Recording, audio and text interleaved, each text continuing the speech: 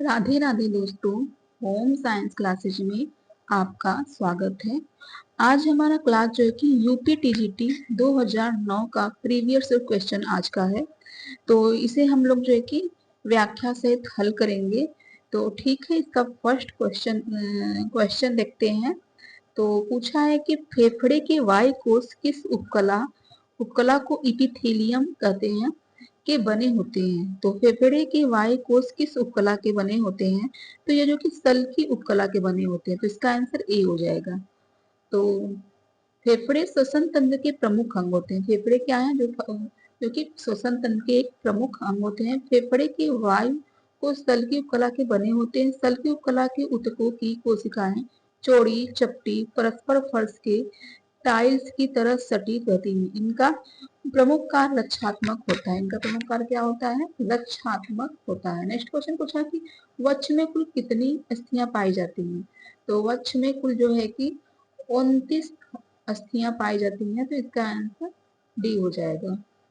29 अस्थियां पाई जाती है। तो वक्ष वक्ष में कुल 29 अस्थियां पाई जाती हैं। वक्ष की संरचना बाहर से देखने पर संदूक के समान दिखलाई देती है, क्योंकि इसके अंदर हृदय, फेफड़े आदि कोमल अंग सुरक्षित रहते हैं।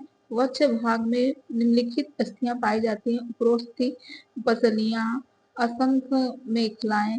उपरोस्थि मतलब एक होती है, असंख्य मेखलाएं जो है कि उपरोस्थि एक होती हैं, पसलियां जो कि 24 होती हैं, असंख्य मेखलाएं जो कि 4 होती हैं। इन सबको मिलाकर जो है कि 29 अस्थियां बनती हैं।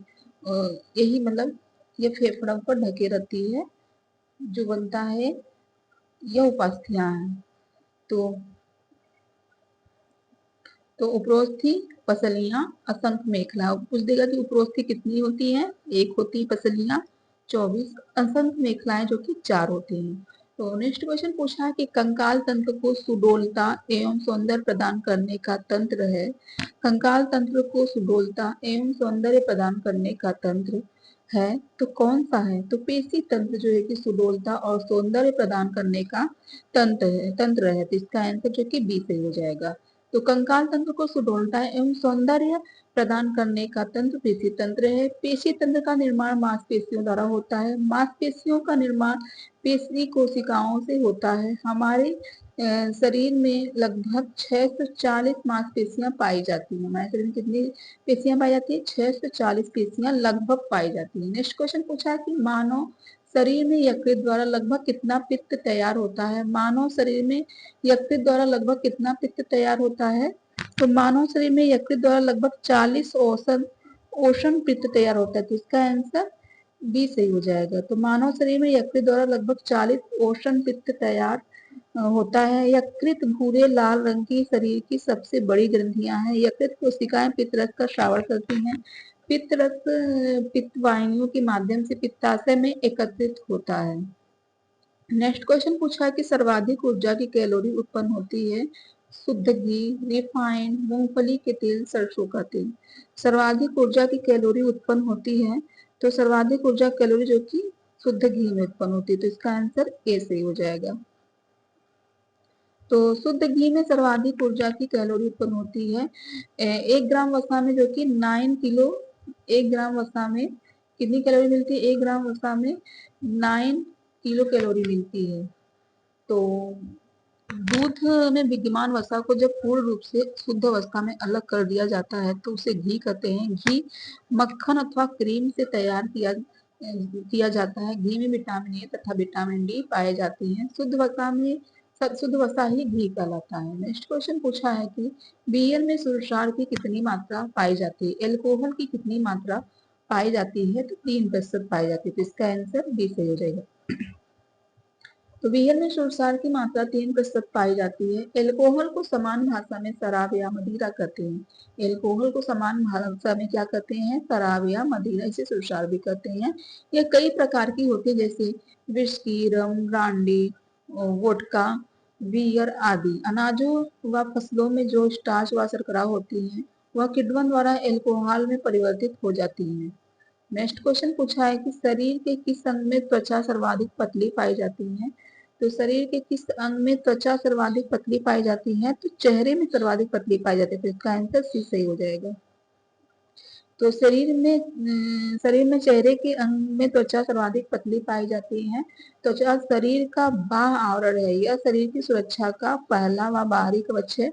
त्वचा का बाहरी स्तर उपचर्म या एपिडर्मी होता है। त्वचा का बाहरी स्तर क्या होता है? उपचर्म कहा जाता है या एपिडर्मी, उसे इंग्लिश में एपिडर्मी भी कहा जाता है। उपचर्म या एपिडर्मी होता है जो एक्टोडर्म से बनता है। किससे बनता है? एक्टोडर्म से बनता है। त्वचा का बाह्य स्तर जो है कि उपचर्म या एपिडर्मी होता है जो एक्टोडर्म से बनता है।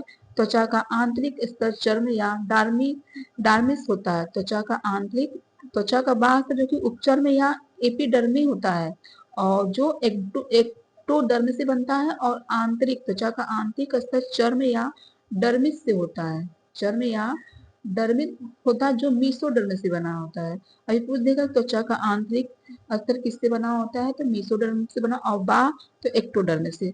तो यहाँ से बहुत क्वेश्चन तैयार हो सकता है, इसे याद कर लीजिएगा आप लोग। तो नेक्स्ट क्वेश्चन पूछा है ग्लोब्यूमिन शरीर के लिए आवश्यक है क्योंकि ग्लोब्यूमिन शरीर के लिए आवश्यक क्योंकि यह प्लाज्मा में जल की मात्रा नियंत्रित करती है, यह रक्त का थक्का बनने में सहायता प्रदान करती है, इनमें अनेक बीमारियों से शरीर को बचाने के लिए पाए जाते हैं, एंटीबॉडीज पाए जाते हैं, उपयुक्त सभी। तो ग्लोब्यूमिन शरीर के लिए आवश्यक है क्योंकि, तो इसमें से इसका आंसर क्या होगा? तो उपयुक्त सभी होगा। यह सभी जो है कि आवश्यक है। यह प्लाज्मा में जल की मात्रा नियंत्रित करती है, यह रक्त का थक्का बनाने में सहायता प्रदान करती है ग्लोब्यूमिन, और इनमें अनेक बीमारियों से शरीर को बचाने के लिए पाए जाते हैं, एंटीबॉडीज पाए जाते हैं, उपयुक्त सभी हो जाएगा। तो इसका आंसर डी सही हो जाएगा। तो नेक्स्ट क्वेश्चन पूछा है कि हमें सदैव श्वास लेनी चाहिए। हमें सदैव श्वास लेनी चाहिए तो नाक से लेनी चाहिए, मुंह से नहीं लेनी चाहिए, केवल नाक से। तो इसका आंसर बी सही हो जाएगा।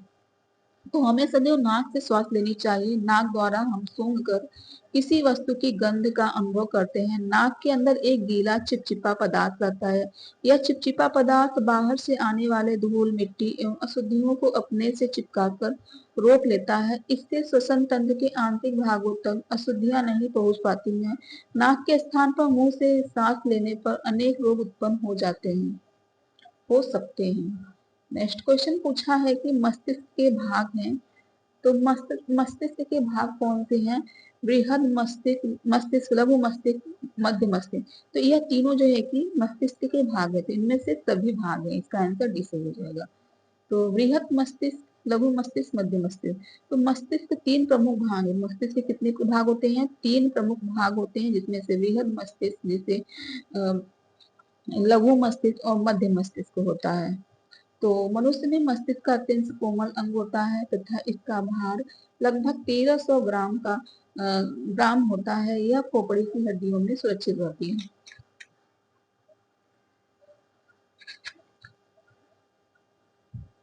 नेक्स्ट क्वेश्चन पूछा है कि प्राणी के शरीर के विभिन्न अंगों के बांधे रखने का कार्य रूप है। प्राणी के शरीर के विभिन्न अंगों को बांधे रखने का कार्य रूप क्या है?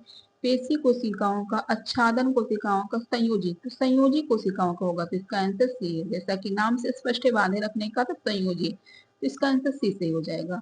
तो शरीर की हिंदी दो भागों को आपस में जोड़ने का कार्य करने वाला कोशिकाओं को संयोजन कोशिका कहते हैं। इन कोशिकाओं का आकार अनियमित होता है। इन कोशिकाओं के बीच रिक्त स्थान अपेक्षाकृत अधिक होता है। इसके कारण इनमें अंतःकोशी पदार्थ भी सामान्य से अधिक विद्यमान होता है। नेक्स्ट क्वेश्चन पूछा है कि गृह विज्ञान की प्रकृति है, तो गृह विज्ञान की प्रकृति कैसी है? गृह विज्ञान की प्रकृति विज्ञान है, कला है, कला विज्ञान दोनों है। जिसका आंसर सी से हो जाएगा। गृह विज्ञान की प्रकृति कला विज्ञान दोनों है। गृह विज्ञान की प्रकृति कला तथा विज्ञान दोनों है।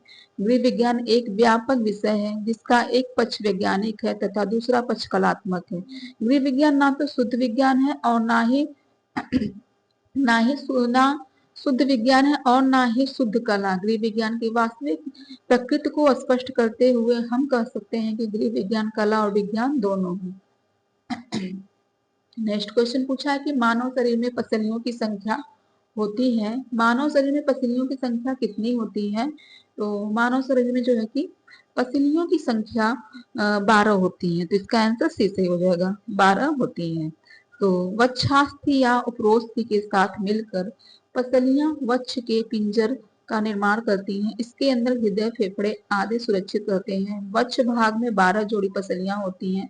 पसलियों के मध्य की पेशियां श्वास क्रिया में सहायता करती हैं। पसलियों के मध्य की पेशियां श्वास क्रिया में सहायता करती है। नेक्स्ट क्वेश्चन पूछा कि मांसपेशियां जल, प्रोटीन, खनिज लवण तथा वसा आदि हैं। मांसपेशियां जल, प्रोटीन, तथा खनिज लवण तथा वसा आदि हैं। तो 70%, 35%, 50%, 25%। मांसपेशियां जल, प्रोटीन, खनिज लवण तथा वसा आदि हैं, तो यह है कि 50% है शरीर में। तो इसका आंसर भी सही हो जाए। तो मांसपेशियां जल, प्रोटीन, खनिज लवण तथा वसा आदि 70 बताया इसमें, इसका आंसर ये हो जाएगा, सॉरी 70 होगा। मांसपेशियां जल, प्रोटीन, खनिज लवण तथा वसा आदि 70% तक होती हैं। मांसपेशियां मुख्य रूप से शरीर में त्वचा तथा अस्थियों के मध्य स्थित होती हैं। मांसपेशियां अस्थि के ऊपर आवरण की तरह परतों के रूप में पाई जाती हैं। नेक्स्ट क्वेश्चन पूछा है कि मांसपेशियां शरीर के कुल भाग के लगभग कितने प्रतिशत होती हैं। मांसपेशियां शरीर के कुल भाग के लगभग कितने प्रतिशत होती हैं। तो मांसपेशियां शरीर के भाग के लगभग जो है कि 50% होती हैं। तो इसका बी सही हो जाएगा, 50% होती हैं। तो मांसपेशियां शरीर के कुल भाग के लगभग 50% होती हैं। शरीर की समस्त पेशियां पेशी ऊतकों से निर्मित होती हैं। पेशी ऊतकों का निर्माण मूल रूप से पेशी कोशिकाओं से होता है। इसके 3 भाग होते हैं, मूल स्थान या मूल बंध, तुंद, कंडरा व निवेश होता है। नेक्स्ट क्वेश्चन पूछा कि मुंह से आरंभ होकर मल द्वार तक जो मार्ग जाता है उसे कहते हैं। मुंह से आरंभ होकर मल द्वार तक जो मार्ग जाता है उसे कहते हैं, तो उसे जो है कि आहार नाल कहते हैं। क्या कहते हैं उसे? उसे सॉरी पाचन तंत्र कहते हैं, उसे पाचन तंत्र कहते हैं। मुंह से लेकर आरंभ होकर मल द्वार तक जो मार्ग जाता है उसे पाचन तंत्र कहते हैं। तो इसका आंसर सी से है, पाचन तंत्र कहते हैं। तो मुंह से आरंभ होकर मल द्वार तक जो मार्ग जाता है उसे पाचन तंत्र कहते हैं। मुख, अमाशय, ग्रहणी, छोटी आंत, बड़ी आंत आदि पाचन तंत्र के भाग हैं। आहार को ग्रहण करने, उसके पाचन एवं शोषण का कार्य करने वाले शरीर के अंगों की व्यवस्था को पाचन तंत्र के नाम से जाना जाता है। नेक्स्ट क्वेश्चन पूछा है कि विटामिन ए की कमी से कौन सा रोग हो जाता है। तो विटामिन ए की कमी से कौन सा रोग हो जाता है। तो विटामिन ए की कमी से जो कि रतौंधी रोग होता है, तो इसका आंसर सी सही हो जाएगा, रतौंधी रोग हो जाता है। तो विटामिन ए की कमी से रतौंधी, जीरोपैथेलमिया, डर्मेटाइटिस नामक रोग हो जाता है।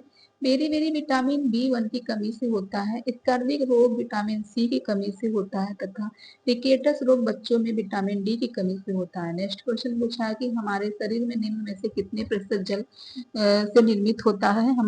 हमारा शरीर निम्न में से कितने प्रतिशत जल से निर्मित होता है। तो जो है कि 65 से 70%। कितने प्रतिशत जल से निर्मित होता है? 65 से 70% होगा। तो इसका आंसर सी सही हो जाएगा।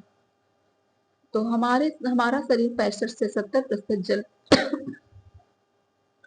जल से निर्मित होता है। जल एक यौगिक है जिसके घटक हैं हाइड्रोजन तथा ऑक्सीजन। जीवधारियों के शरीर की समस्त जैविक क्रियाएं जल की उपस्थिति में ही होती हैं। शरीर में जल की आवश्यक मात्रा घट जाने की निर्जलीकरण होते हैं। नेक्स्ट क्वेश्चन पूछा है कि एक मोटे व्यक्ति को खाने में कम प्रयोग करना चाहिए। एक मोटे व्यक्ति को खाने में कम प्रयोग करना चाहिए वसा का, कार्बोहाइड्रेट का, प्रोटीन का, विटामिन का। तो जो है कि वसा का कम प्रयोग करना चाहिए, तो इसका आंसर ए होगा। उसके बाद कार्बोहाइड्रेट होगा, पर जब वसा है तो वसा को लगाएंगे। तो एक मोटे व्यक्ति को खाने में वसा का कम प्रयोग करना चाहिए। अत्यधिक वसा संचित होने पर मोटापा हो जाता है। त्वचा तथा आहार नाल के ऊपर वसी ऊतक के वंचित होने से पेट निकल जाता है, शरीर का वजन बढ़ने लगता है। नेक्स्ट क्वेश्चन पूछा कि रेटिना किस अंग का भाग है। रेटिना किस अंग का भाग है? नाक का, आंख का, कान का, सिर का। रेटिना तो आंख का भाग है, तो इसका आंसर बी हो जाएगा। तो रेटिना रेटिना आंख का भाग है। यह सबसे अंदर की तंत्रिका संवेदी परत यह आंख की सबसे महत्वपूर्ण परत है क्योंकि देखी गई वस्तु को प्रतिबिंब इसी पर बनता है, प्रतिबिंब इसी पर बनता है। नेक्स्ट क्वेश्चन पूछा है कि गृहिणी द्वारा बचत करने का उद्देश्य है। गृहिणी द्वारा बचत करने का उद्देश्य क्या है? महंगी वस्तुओं को खरीदना या अपने स्थान को सुरक्षा बनाने के लिए। यह गलत है दोनों। भविष्य की सुरक्षित बनाए रखने के लिए, तो जो है कि भविष्य को सुरक्षित बनाए रखने के लिए गृहिणी द्वारा बचत करना जरूरी है, तो इसका आंसर सी से हो जाएगा। तो नेक्स्ट क्वेश्चन देखते हैं, पायरिया रोग होता है, तो पायरिया रोग जो है कि दांतों में होता है, तो इसका आंसर बी सही हो जाएगा। नेक्स्ट क्वेश्चन देखते हैं, पायरिया रोग दांतों में होता है। दांतों को ठीक प्रकार से सफाई न करने से पायरिया नामक रोग हो जाता है। इस रोग में मसूड़ों से खून एवं पस निकलता है तथा श्वास में दुर्गंध आती है। इस रोग में जो है कि मसूड़ों में खून एवं पस निकलता है तथा श्वास से दुर्गंध आती है। नेक्स्ट क्वेश्चन पूछा है कि प्लास्टिक की वस्तुएं साफ करनी चाहिए, तो चूने से, रक्त से, सर्फ व साबुन से करनी चाहिए, तो इसका आंसर सी से हो जाएगा। प्लास्टिक की वस्तुएं सर्फ या साबुन से साफ करनी चाहिए। तांबे की वस्तुओं को चूने की सफेदी से, तो तांबे की वस्तुओं किससे साफ करनी चाहिए? चूने की सफेदी द्वारा साफ करनी चाहिए। और पीतल की वस्तुएं, तो पीतल की वस्तु जो कि खटाई व नींबू के द्वारा, तांबे की वस्तु चूने की सफेदी से और पीतल की वस्तु खटाई व नींबू से साफ करनी चाहिए। एल्युमिनियम की वस्तु जो है कि साबुन से कि घोल से साफ करना चाहिए। नेक्स्ट क्वेश्चन पूछा है कि प्राकृतिक संवाद के अंतर्गत आता है, प्राकृतिक संवाद के अंतर्गत आता है वातानुकूलन, एग्जॉस्ट फैन, संवहन धाराएं, इनमें सभी प्राकृतिक संवातन के अंतर्गत आता है। तो प्राकृतिक संवातन के अंतर्गत जो है कि संवहन धाराएं आता है, संवहन धाराएं आती है, तो इसका आंसर सी सही हो जाएगा। तो प्राकृतिक संवातन के अंतर्गत आता है संवहन धाराएं। किसी स्थान पर वायु के आने जाने, विसरित होने की क्रिया को ही संवातन कहा जाता है। संवातन की व्यवस्था दो प्रकार के साधनों से होती है, प्राकृतिक साधन, कृत्रिम साधन, जैसे एग्जॉस्ट फैन एसी। कृत्रिम साधन प्राकृतिक साधन है, कृत्रिम साधन है जैसे एग्जॉस्ट फैन और एसी होता है, एग्जॉस्ट फैन। तो नेक्स्ट क्वेश्चन पूछा है कि नाइट्रोजन गैस का प्रमुख कार्य क्या है?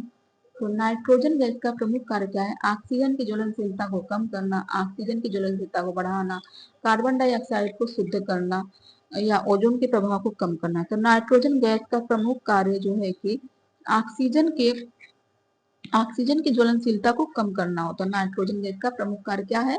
ऑक्सीजन की ज्वलनशीलता को कम करना होता है, तो इसका आंसर ए हो जाएगा। तो वायुमंडल में वायु में नाइट्रोजन एक निष्क्रिय गैस है। इसका प्रमुख कार्य ऑक्सीजन की ज्वलनशीलता को कम करना है। नाइट्रोजन जल में बहुत ही कम विलय है, यह ना स्वयं जलती है और ना जलने में कोई सहायता करती। नाइट्रोजन गैस का आयतन वायु में 7 से 78.8% है। परिवार की कुशल अर्थव्यवस्था निर्भर करती है आवश्यक बचत पर, आवश्यकता के समन्वय पर, विवेकपूर्ण बचत पर, आवश्यक खर्च में कसौटी पर। परिवार की कुशल अर्थव्यवस्था निर्भर करती है आवश्यक बचत पर, आवश्यकता के समन्वय पर, विवेकपूर्ण बचत पर या आवश्यक खर्च में कसौटी पर। तो परिवार की कुशल अर्थव्यवस्था निर्भर करती है तो आवश्यक बचत पर करती है। किस पर करती है? विवेकपूर्ण बचत पर करती है। परिवार की कुशल अर्थव्यवस्था निर्भर करती है तो विवेकपूर्ण बचत पर करती है, तो इसका आंसर सी होगा, विवेकपूर्ण बचत पर करती है। तो विवेकपूर्ण बचत पर परिवार की कुशल अर्थव्यवस्था निर्भर करती है। बचत के बजट में पारिवारिक आवश्यकताओं की पूर्ति के लिए व्यय का प्रावधान इस प्रकार से किया जाता है कि वह प्रत्येक स्थिति में पारिवारिक आय से कम ही रहता है। बचत के बजट में भविष्य की तथा आकस्मिक आवश्यकताओं को पूरा ध्यान में रखा जाता है। नेक्स्ट क्वेश्चन पूछा कि घर का सारा कूड़ा करकट जमा होना चाहिए, घर का सारा कूड़ा करकट जमा होना चाहिए कूड़ेदान में, रसोई के एक कोने में, घर के बाहर। घर का सारा कूड़ा करकट जमा होना चाहिए तो कूड़ेदान में जमा होना चाहिए, तो इसका आंसर ए हो जाएगा। तो घर का सारा कूड़ा करकट जमा होना चाहिए कूड़ेदान में। कूड़ेदान कूड़ेदान दान के अंतिम निस्तारण की मुख्य विधियां हैं जलाना, जल में प्रवाहित करना, गड्ढों में भराव करना तथा खाद बनाना। घर की सफाई के दौरान निकलने वाले व्यर्थ एवं दूषित पदार्थों को घरेलू कूड़ा कहा जाता है। नेक्स्ट क्वेश्चन पूछा है कि आधुनिक समय में पर्दों, कालीन, फर्श इत्यादि को साफ करने का सर्वोत्तम यंत्र है। आधुनिक समय में पर्दों, कालीन, फर्श इत्यादि को साफ करने का सर्वोत्तम यंत्र है, क्या है? तो सर्वोत्तम यंत्र जो है कि वैक्यूम क्लीनर है। आधुनिक समय में पर्दों, कालीन, फर्श इत्यादि को साफ करने में वैक्यूम क्लीनर है, जिसका आंसर सी सही हो जाएगा। तो वैक्यूम क्लीनर आधुनिक समय में पर्दों, कालीन, फर्श इत्यादि को साफ करने का सर्वोत्तम यंत्र है। समय एवं शक्ति की बचत के लिए वैक्यूम के सिद्धांत पर बना यह यंत्र घर की सफाई अर्थात फर्श पर बिछी हुई दरी, कालीन एवं मैटिंग आदि पर प्रतिदिन गिरने वाले धूल, कचरा, गंदगी आदि को साफ करता है। नेक्स्ट क्वेश्चन पूछा है कि निम्न में से किस प्रकार के बर्तनों को साफ करने के लिए नींबू तथा नमक का प्रयोग होता है? निम्न में से किस प्रकार के बर्तनों को साफ करने के लिए नींबू तथा नमक का प्रयोग होता है?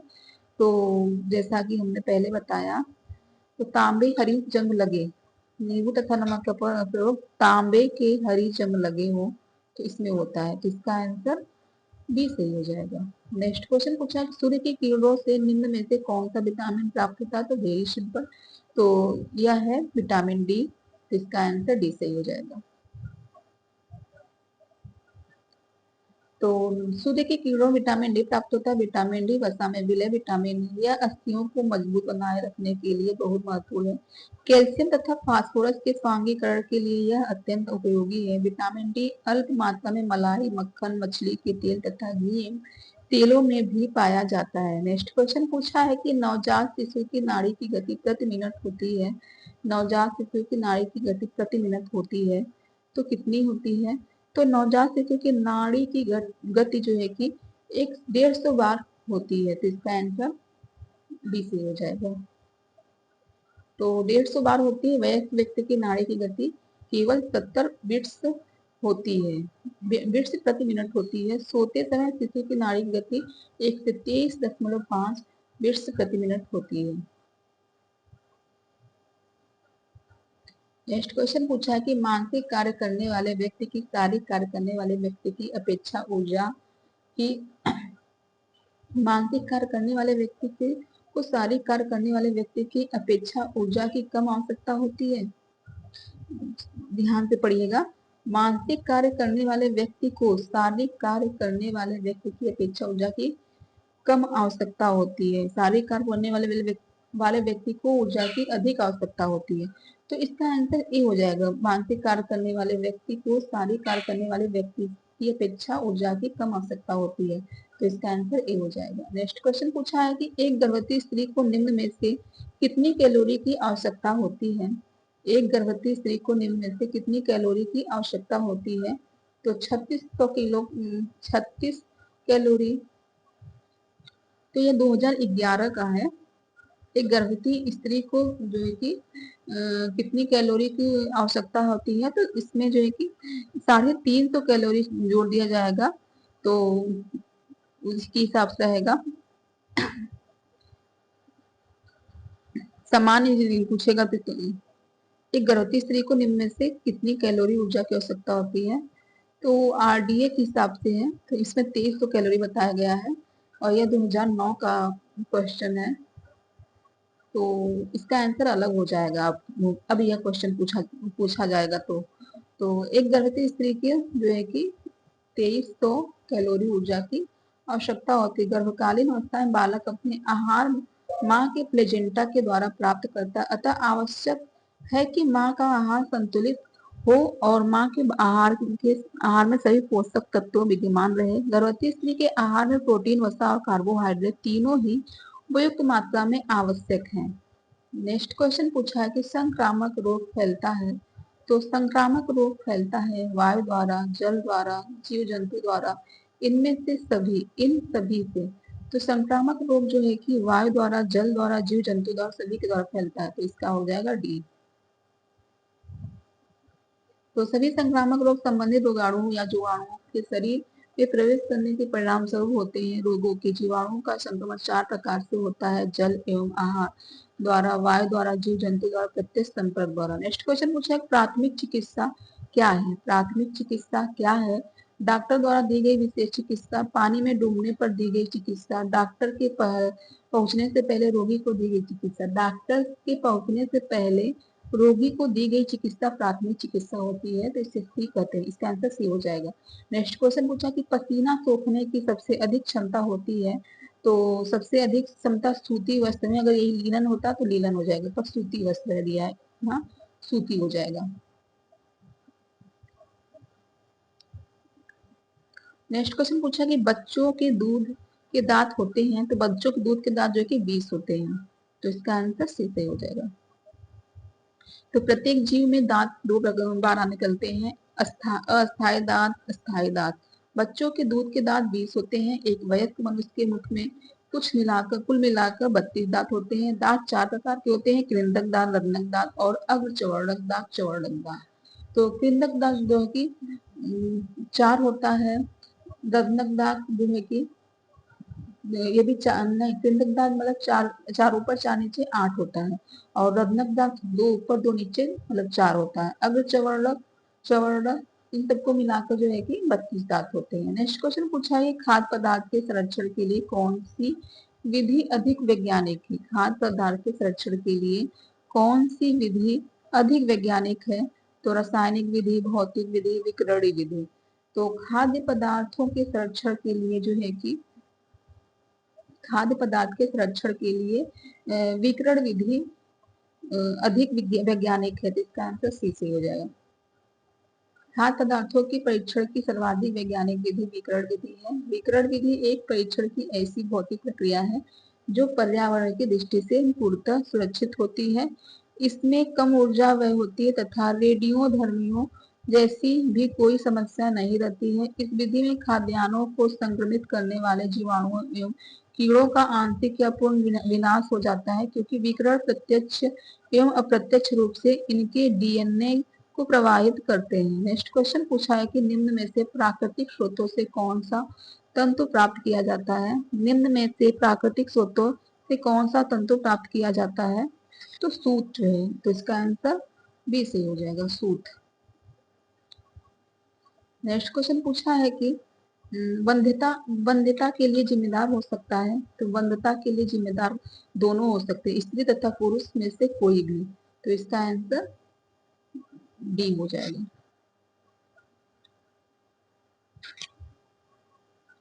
स्त्री तथा पुरुष में से कोई भी वंध्यता के लिए जिम्मेदार हो सकता है। महिलाओं में बांझपन के कारणों में फैलोपियन ट्यूब की क्षति, महिलाओं में बांझपन का कारण क्या होता? फैलोपियन ट्यूब की क्षति, हार्मोनल असंतुलन, गर्भाशय की समस्या आदि प्रमुख समस्या है। वही पुरुषों में यौन इच्छा की कमी, अंडकोश में गांठ या सूजन, शुक्राणुओं की कमी आदि प्रमुख कारण हैं जो पुरुष बांध्यता उत्पन्न करते हैं। नेक्स्ट क्वेश्चन पूछा है कि स्त्रियों के अंडाशय में कौन से हार्मोन निर्मित होते हैं? तो यह जो है कि प्रोजेस्टेरॉन, एस्ट्रोजन, रिलैक्सिन, तो यह तीनों हैं, तो इनमें से सभी हो जाएगा। प्रोजेस्टेरॉन, एस्ट्रोजन, रिलैक्सिन होगा। प्रोजेस्टेरॉन, एस्ट्रोजन तथा रिलैक्सिन स्त्री अंडाशय से स्रावित होने वाला प्रमुख हार्मोन है। प्रोजेस्टेरॉन का स्रावण कार्पस लुटियस द्वारा होता है। सामान्य गर्भावस्था के लिए यह एक आवश्यक हार्मोन है। एस्ट्रोजन का स्राव ग्रेफियन पुट्टिका द्वारा किया जाता है, जबकि रिलैक्सिन का स्राव प्लेसेंटा के द्वारा प्रसव के दौरान किया जाता है, जो शिशु के जन्म में सहायक होता है।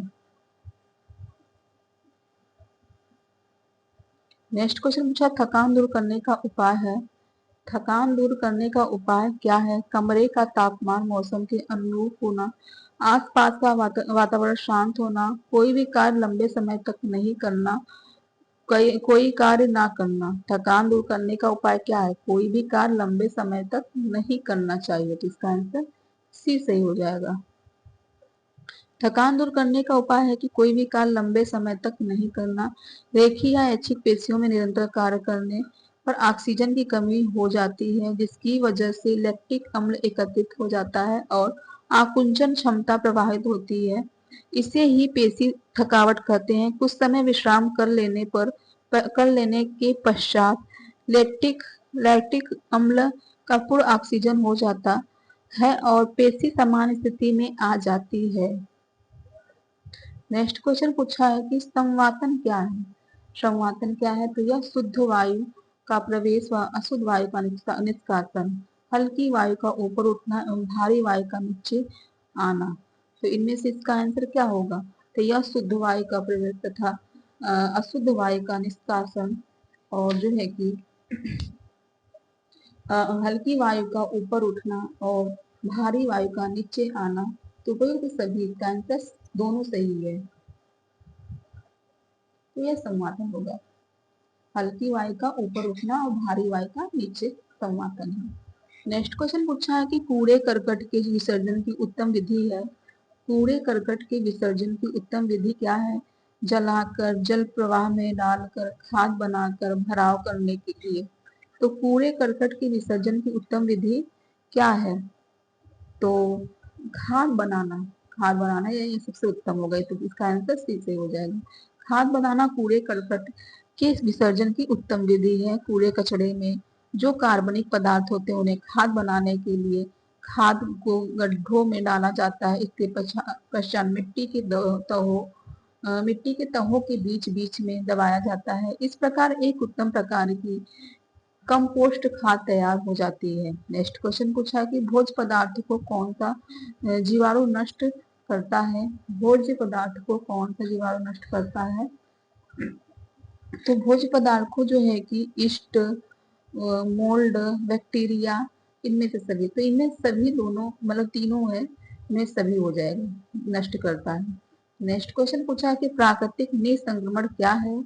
प्राकृतिक निसंक्रमण क्या है, रोगाणुओं को जलाना, रोगाणुओं को दबाकर नष्ट करना, अल्ट्रावायलेट किरणों द्वारा रोगाणुओं को नष्ट करना, फिनाइल द्वारा रोगाणुओं को नष्ट करना। तो क्या है प्राकृतिक निसंक्रमण क्या है, तो प्राकृतिक निसंक्रमण जो है कि अल्ट्रावायलेट किरणों द्वारा रोगाणुओं को नष्ट करना होता है। यह सभी जो है कि रोगाणुओं को उबाल कर नष्ट करना, या भौतिक होगा जलाना, ये भी भौतिक है। रोगाणुओं को फिनाइल द्वारा नष्ट करना या रसायन द्वारा है।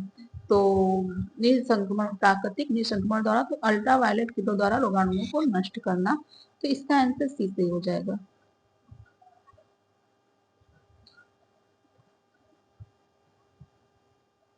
तो नेक्स्ट क्वेश्चन पूछा है राष्ट्रीय जन सहयोग एवं बाल विकास संगठन निप्सी NIPCCD की स्थापना कब हुई, तो इसकी स्थापना जो कि 4 जुलाई 1975 को हुई। राष्ट्रीय जन सहयोग एवं बाल विकास संगठन की स्थापना 4 जुलाई 1975।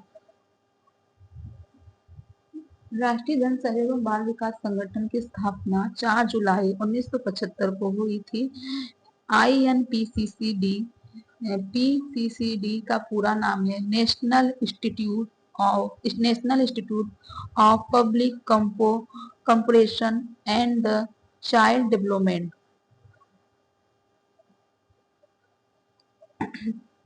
नेक्स्ट क्वेश्चन पूछा है कि संतान उत्पत्ति ईश्वर की देन है, इस अंधविश्वास का उन्मूलन किया जा सकता है। संतान उत्पत्ति ईश्वर की देन है, इस अंधविश्वास का उन्मूलन किया जा सकता है शिक्षा द्वारा, व्यक्तिगत संपर्क द्वारा, भौतिक तथ्यों की जानकारी देकर, घर घर जाकर उपदेश देकर। तो संतान उत्पत्ति ईश्वर की देन है, इस अंधविश्वास को जो है कि उन्मूलन शिक्षा के द्वारा किया जाता है। तो इसका आंसर ए हो जाएगा। नेक्स्ट क्वेश्चन पूछा है कि सबसे ज्यादा ध्वनियों का शोर निम्न में से किससे है, तो सबसे ज्यादा ध्वनियों का शोर निम्न में से किससे है, तो निम्न में से जो है कि फौजी राइफल में है। फौजी राइफल में जो कि सबसे ज्यादा ध्वनियों का शोर है। तो इसका आंसर ये होगा फौजी राइफल। सबसे ज्यादा ध्वनियों का शोर फौजी राइफल से होता है। शोर एक अवांछनीय ध्वनि है, इसको भी पर्यावरण प्रदूषण माना गया है। शोर का मापन डेसिबल में करते हैं, तो बंदूक डेसिबल, 160 रॉक संगीत डिस्को डेसिबल, 140 होगा और लाउड स्पीकर हॉर्न 130 डेसिबल और 100 डेसिबल से ऊपर की ध्वनि जो कि परेशानी उत्पन्न करती है, 100 डेसिबल से ऊपर की ध्वनि जो कि परेशानी उत्पन्न करती है। नेक्स्ट क्वेश्चन पूछा है कि स्मॉग स्मॉग अर्थात वायु प्रदूषण से उत्पन्न धूप कोहरा के लिए अत्यधिक महत्वपूर्ण है। स्मॉग अर्थात वायु प्रदूषण से उत्पन्न धूप कोहरा के लिए अत्यधिक महत्वपूर्ण है तो नाइट्रोजन के ऑक्सीजन नाइट्रोजन के ऑक्साइड, तो इसका आंसर ये हो जाएगा नाइट्रोजन के ऑक्साइड। स्मॉग अर्थात वायु प्रदूषण से उत्पन्न धूप कोहरा के लिए नाइट्रोजन के ऑक्साइड अत्यधिक महत्वपूर्ण है। स्वचालित निर्वातक से निकलने वाले दग्ध हाइड्रोकार्बन जो नाइट्रोजन ऑक्साइड की उपस्थिति में सूर्य के प्रकाश के साथ प्रक्रिया करके प्रकाश संश्लेषित स्मॉग PAN का निर्माण करते हैं। ये मनुष्य तथा पौधे के लिए भी हानिकारक सिद्ध होते हैं क्योंकि इनकी उपस्थिति में प्रकाश संश्लेषण की क्रिया अवरुद्ध हो जाती है। नेक्स्ट क्वेश्चन पूछा है कि गर्भावस्था में अरक्तता से बचने का उपाय है।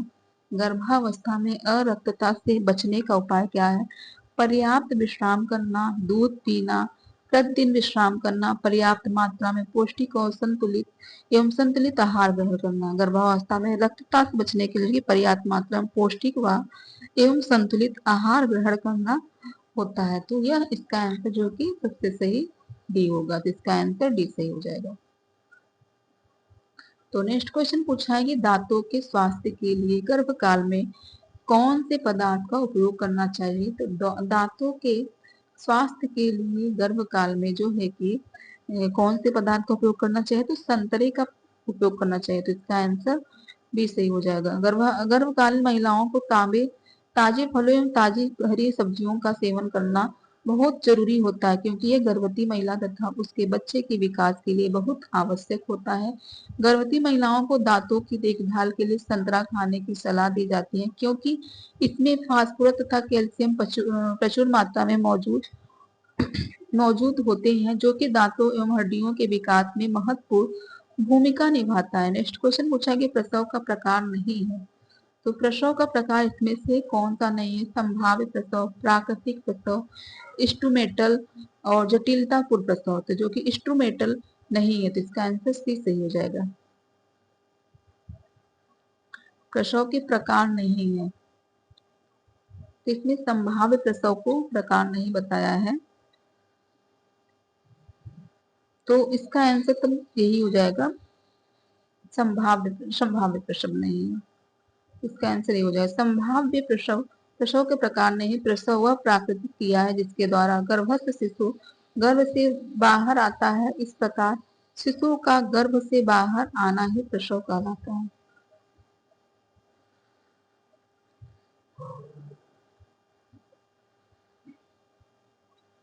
नेक्स्ट क्वेश्चन पूछा है कि गर्भ में शिशु के शरीर पर कैसा रक्षात्मक पदार्थ रहता है?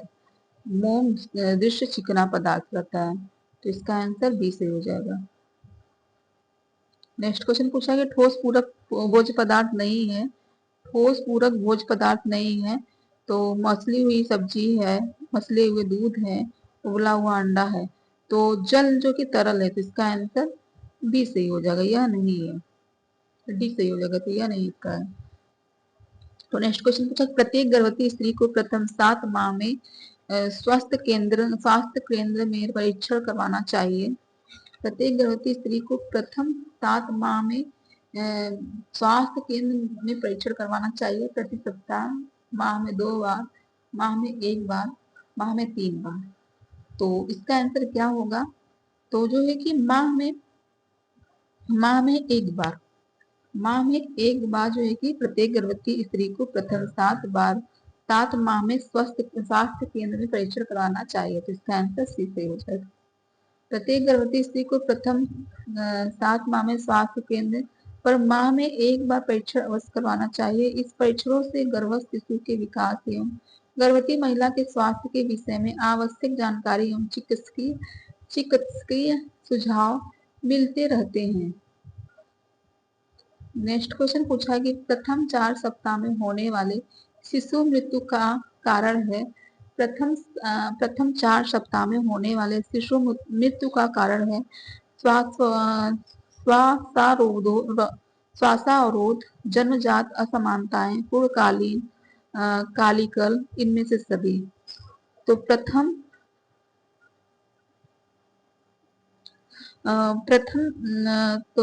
प्रथम 4 सप्ताह में होने वाले शिशु मृत्यु का कारण जो है कि श्वासावरोध है, जन्मजात असमानताएं हैं, पूर्व कार्यक्रम, तो इनमें सभी हो जाएगा। तो इसका आंसर डी, यह सभी है।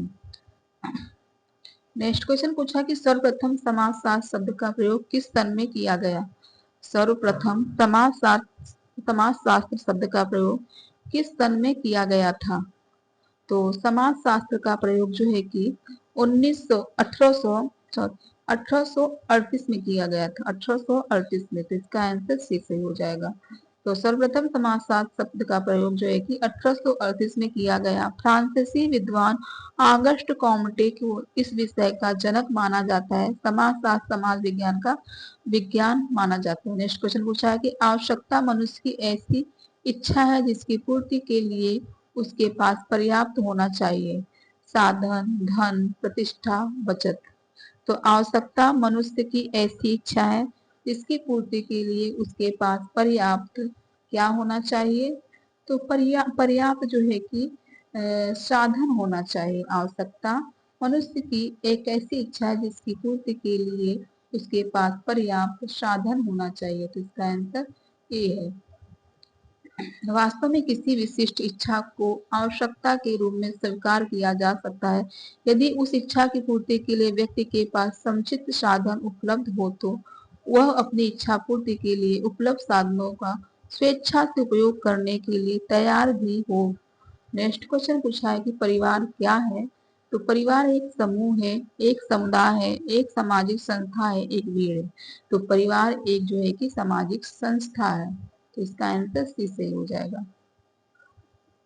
परिवार एक सामाजिक संस्था है, एक सार्वभौमिक इकाई है। यह विश्व के प्रत्येक मानव समाज में किसी न किसी रूप में अनिवार्य रूप से पाया जाता है। कुछ समाजों में परिवार का आकार अपेक्षाकृत छोटा होता है जिसे एकांकी परिवार कहा जाता है, तथा कुछ समाजों में परिवार का आकार अपेक्षाकृत बड़ा होता है जिसे संयुक्त परिवार या विस्तृत परिवार कहा जाता है। विस्तृत परिवार कहा जाता है। नेक्स्ट क्वेश्चन पूछा है कि कपड़ों को काटने वाला कीट होता है।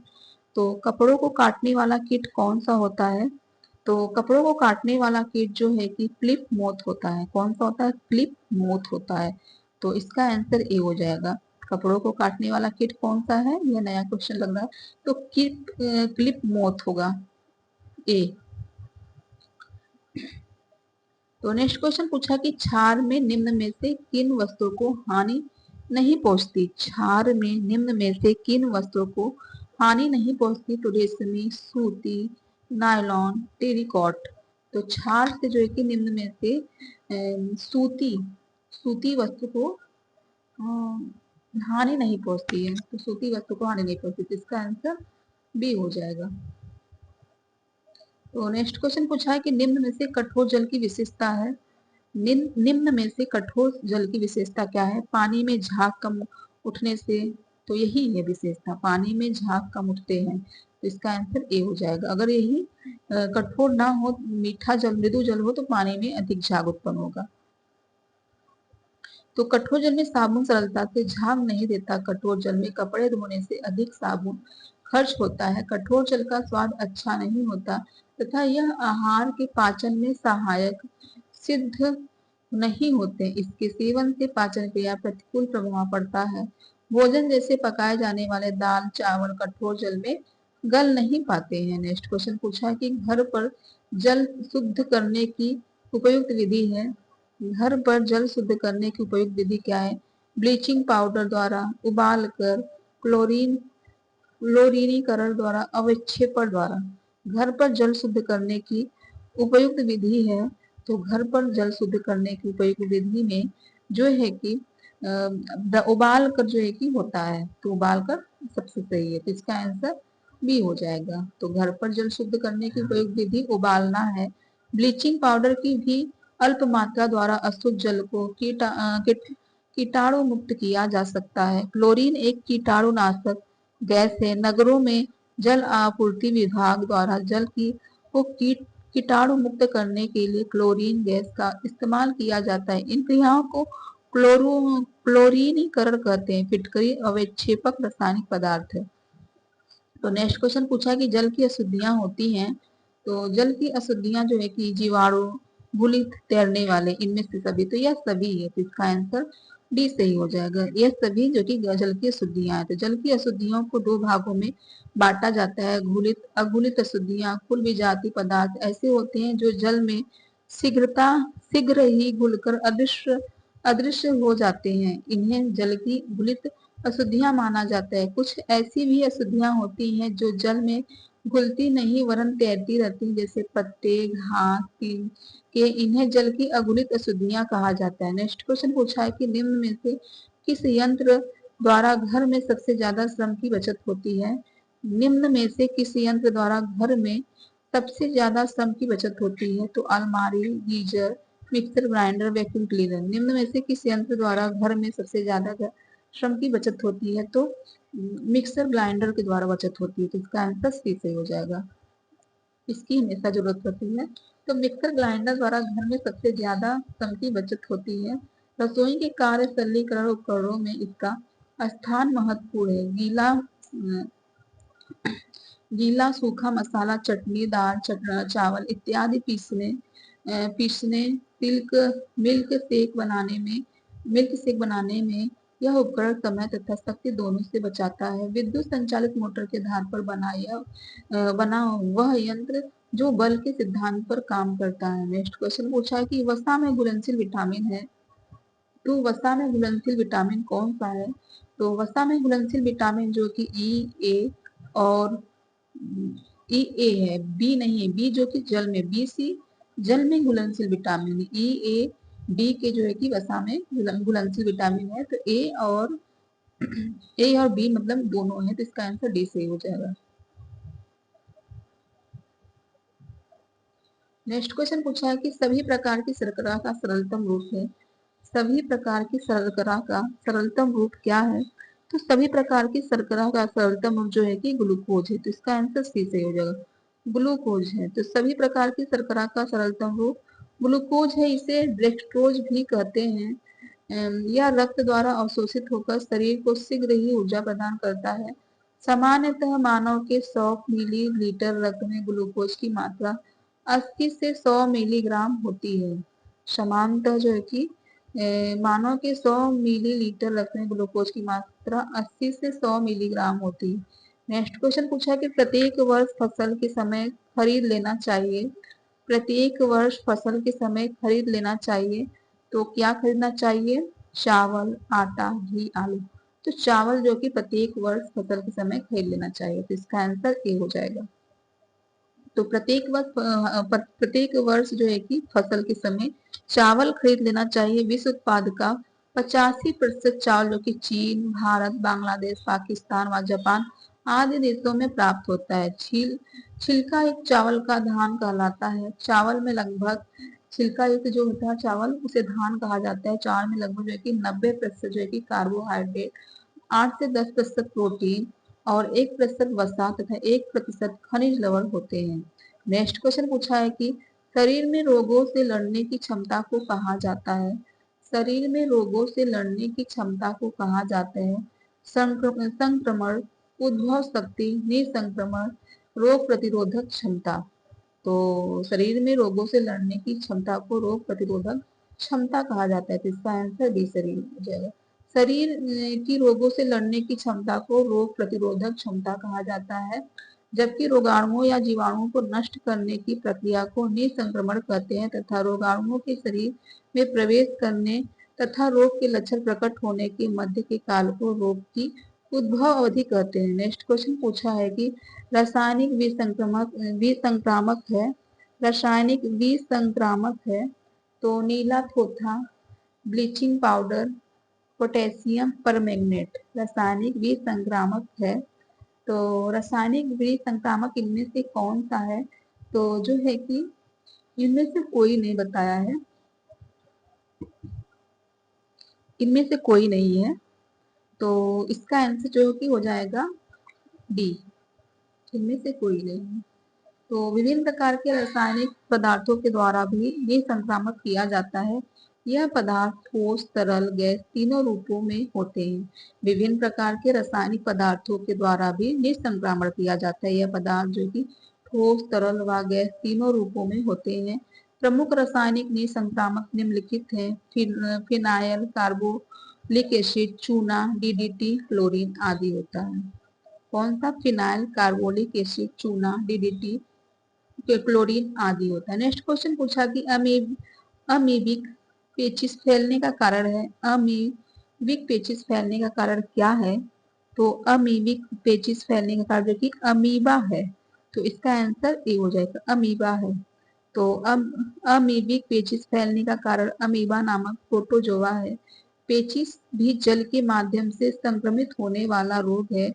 इस रोग में व्यक्ति को बार बार दस्त होते हैं तथा दस्त के साथ आव या श्लेष भी आता है। इस रोग को उत्पन्न करने वाले रोगाणु दो प्रकार के होते हैं। एक रोगाणु को अमीबा एंटी अमीबा हिस्टोलिटिका तथा दूसरे जीवाणु को वेसिलरी जीवाणु कहते हैं। नेक्स्ट क्वेश्चन पूछा कि विब्रियो कॉलेरी नामक जीवाणु फैलता है। तो विब्रियो कॉलेरी नामक जीवाणु फैलता है टाइफाइड, पैराटाइफाइड बी, हैजा, मलेरिया। विब्रियो कॉलेरी नामक जीवाणु तो किसके द्वारा फैलता है?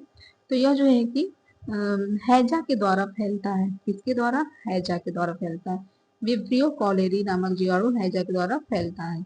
तो विब्रियो कॉलेरी नामक जीवाणु हैजा के द्वारा हैजा रोग फैलता है। यह रोगाणु अति सूक्ष्म तथा इसका आकार अल्प विराम या कामा के समान होता है। यह बैक्टीरिया एक स्थान से दूसरे स्थान तक मुख्य रूप से मक्खियों द्वारा पहुंचते हैं। यह रोग गर्मी तथा बरसात के मौसम में अधिक फैलते हैं। कौन सा? हैजा रोग। नेक्स्ट क्वेश्चन पूछा है कि छोटे कद की स्त्रियों को प्रमुखता से निम्न में से कैसे वस्त्र पहनने चाहिए? छोटे कद की स्त्रियों को प्रमुखता से निम्न में से कैसे वस्त्र पहनने चाहिए? आड़ी धारी की, लंबे धारे की, फूलों तथा पत्ती वाले, चार खाने वाले डिजाइनों की। तो आड़ी धारी की, सॉरी, लंबी धारी की पहननी चाहिए। आड़ी धारी की स्त्रियों को जो कि जो लंबी हो उसे आड़ी धारी पहननी चाहिए और छोटे कद वाले के लिए लंबी धारी पहननी चाहिए। तो इसका आंसर भी सही हो जाएगा। नेक्स्ट क्वेश्चन पूछा है कि यदि ऊन के क्षारयुक्त साबुन से धोया जाए तो वह कड़ा हो जाएगा, चमकीला हो जाएगा, मोटा हो जाएगा, पतला हो जाएगा। यदि ऊन को क्षार युक्त साबुन से धोया जाए तो वह कैसा होगा? तो वह जो है कि कड़ा हो जाएगा, वह कड़ा हो जाएगा। तो इसका आंसर ए हो जाएगा, कड़ा हो जाता है। यदि ऊन को क्षारयुक्त साबुन से धोया जाए तो वह कड़ा हो जाता है। ऊन पर क्षार का हानिकारक प्रभाव होता है। क्षार के प्रभाव से रेशा पीला पड़ जाता है, कड़ा हो जाता है तथा उसके रोए फैल व जकड़ जाते हैं। नेक्स्ट क्वेश्चन पूछा है व्यक्ति का व्यक्तित्व झलकता है। व्यक्ति का व्यक्तित्व झलकता है चित्रों के चुनाव से, घर के साफ सफाई, साज सज्जा से, कीमती सामान से, इनमें से कोई नहीं। व्यक्ति का व्यक्तित्व झलकता है, तो व्यक्ति का व्यक्तित्व जो है कि घर के साज सज्जा से झलकता है। तो इसका आंसर जो है कि बी सही हो जाएगा, घर के साज सज्जा से झलकता है।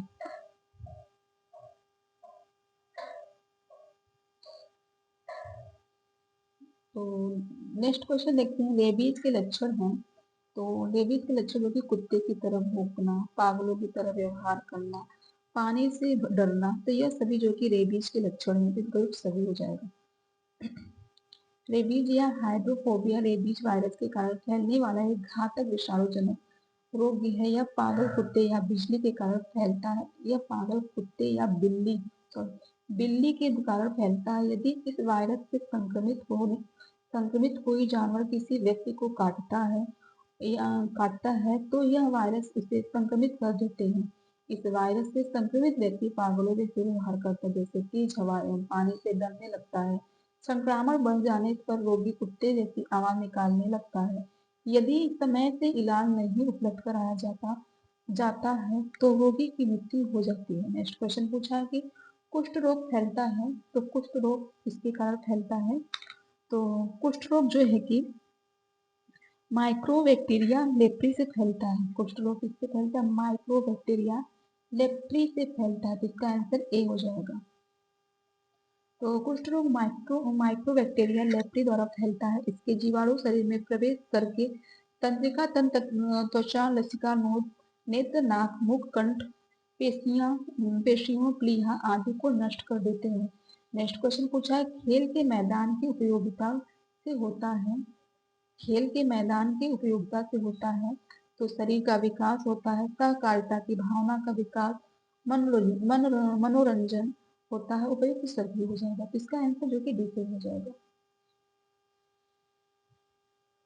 तो नेक्स्ट क्वेश्चन पूछा है कि पारिवारिक बजट बनाने से खर्चों में कटौती हो जाती है, आमदनी का सही उपयोग होता है, परिवार के सदस्यों को संतुष्टि मिलती है, उपयुक्त सभी। तो पारिवारिक बजट बनाने से खर्चों में कटौती होती है, आमदनी आमदनी का सही उपयोग होता है, परिवार के सदस्यों का संतुष्ट मिलता है, तो उपयुक्त सभी है। तो इसका आंसर डी सही हो जाएगा। परिवार के सदस्यों को संतुष्टि मिले, सॉरी, इसका आंसर है कि डी सही हो जाएगा। ज्यादातर इसका आंसर डी। खर्चों में कटौती तो गलत है, ध्यान से नहीं सुनिए। तो पारिवारिक बजट बनाने से जो है कि आमदनी का सही उपयोग होता है, सबसे अच्छा आंसर जो कि डी सही होगा इसका।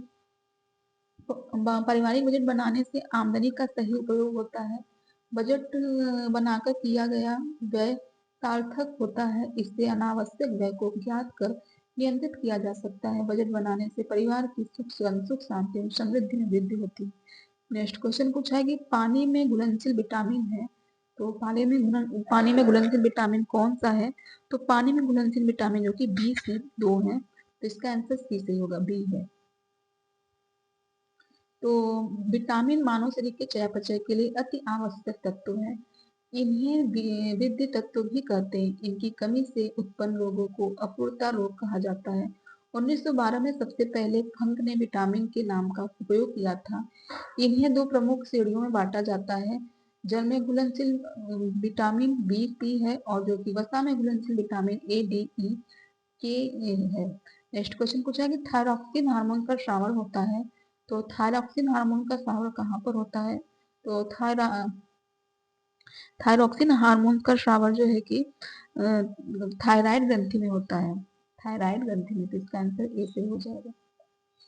थायरॉक्सिन हार्मोन का स्राव थायराइड ग्रंथि में होता है। यह शरीर की उपापचयी क्रियाओं का नियमन तथा नियंत्रण करता है। पैराथायराइड ग्रंथि से पैराथार्मोन नामक हार्मोन स्रावित होता है। यकृत से पित्त रस का श्रावण होता है। अमाशय से जठर रस का श्रावण होता है। नेक्स्ट क्वेश्चन पूछा है कि निम्न में से संयुक्त राष्ट्र संघ की कौन सी संस्था बच्चों तथा माताओं को रोग से बचाने तथा उनका कल्याण करने के लिए बनाई गई है? तो निम्न में से संयुक्त राष्ट्र संघ की कौन सी संस्था जो कि बच्चों तथा माताओं के रोग से बचाने तथा उनका कल्याण करने के लिए बनाई गई है? तो यह संस्था जो कि यूनिसेफ है। तो इसका आंसर ए से हो जाएगा। तो यूनिसेफ है, बच्चों तथा माताओं को रोगों से बचाने तथा उनका कल्याण करने के लिए संयुक्त राष्ट्र संघ द्वारा बनाई गई संस्था यूनिसेफ है। यूनिसेफ की स्थापना संयुक्त राष्ट्र संघ की महासभा द्वारा 1946 में हुई। नेक्स्ट क्वेश्चन पूछा कि पर्यावरण प्रदूषण की समस्या एक है। पर्यावरण प्रदूषण की समस्या एक क्या है? विकासशील देशों की समस्या, विकासशील देशों की समस्या, या विकसित देशों की, भारत की समस्या, संपूर्ण विश्व की समस्या। पर्यावरण प्रदूषण की समस्या जो है कि संपूर्ण विश्व की समस्या है। तो इसका आंसर डी सही हो जाएगा। पर्यावरण प्रदूषण की समस्या संपूर्ण विश्व की समस्या। पर्यावरण एक प्राकृतिक प्रदत्त कारक है। संपूर्ण पृथ्वी का जीवमंडल एक है। ऐसी स्थिति में राष्ट्रों की सीमा का प्रदूषण की समस्या से कोई संबंध नहीं है, वरन यह एक अंतरराष्ट्रीय समस्या है जो जनसंख्या की वृद्धि के साथ साथ बढ़ती जा रही है। नेक्स्ट क्वेश्चन पूछा है कि गर्भधारण करने का निश्चित पता चलता है, तो गर्भधारण करने का निश्चित पता उल्टी होना, पेट का भरना, मूत्र में हार्मोन का मिलना, चयापचय बढ़ना।